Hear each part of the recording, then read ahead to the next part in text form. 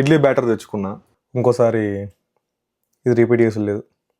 ఇంతకు ముందుకు నేను ఇడ్లీలు చేసుకున్నప్పుడు నేనే పప్పు నానబెట్టుకొని గ్రైండ్ చేసుకొని ఇడ్లీ పిండి తయారు చేసుకొని ఇడ్లీలు చేసుకునేది.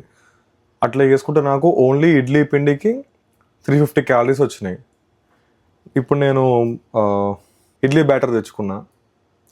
దీంట్లో 60 గ్రామ్స్కి 50 క్యాలరీస్ ఉన్నాయి. నేను తయారు చేసుకున్న పిండితోటి నాకు 12 ఇడ్లీస్ వచ్చినాయి నాకు 350 క్యాలరీస్కి.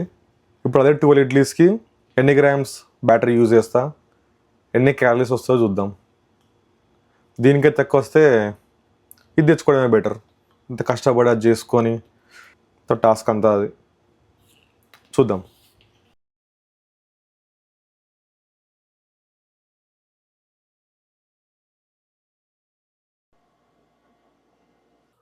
ట్వెల్వ్ ఇడ్లీస్ ఫిలప్ చేసిన.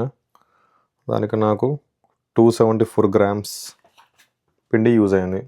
సో కొన్న ఇడ్లీ బ్యాటర్ యూజ్ చేస్తే 274 గ్రామ్స్ యూజ్ చేసిన. దాంట్లో నుంచి నాకు 238 క్యాలరీస్ వచ్చినాయి. సో నేను చేసుకున్న పిండితో ఇది కంపేర్ చేస్తే ఒక 120 క్యాలరీస్ నేను సేఫ్ ఉన్నా. కాకపోతే టేస్ట్ ఎట్లుంటుంది అనేది డౌట్. యూజువల్గా ఇట్లా రెడీమేడ్ పిండి రబ్బర్ ఉంటుంది, మన ఇడ్లీలాగా సాఫ్ట్ ఉంటాయి. చూద్దాం ఇది ఎట్లా వస్తుందో. చట్నీ రెడీ అయిపోయింది, ఇడ్లీ రెడీ అవుతుంది. 150 ml మిల్క్తోని చాయ్.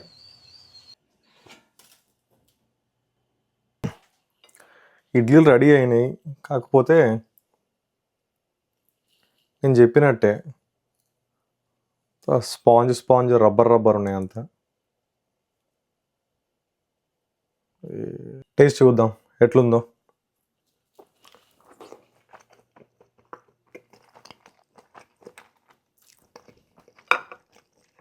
మంచిగానే ఉన్నది కానీ మనం చేసుకున్న పిండితో కంపేర్ చేయలేము అసలే. ఇంకోసారి ఇది రిపీట్ చేసి లేదు.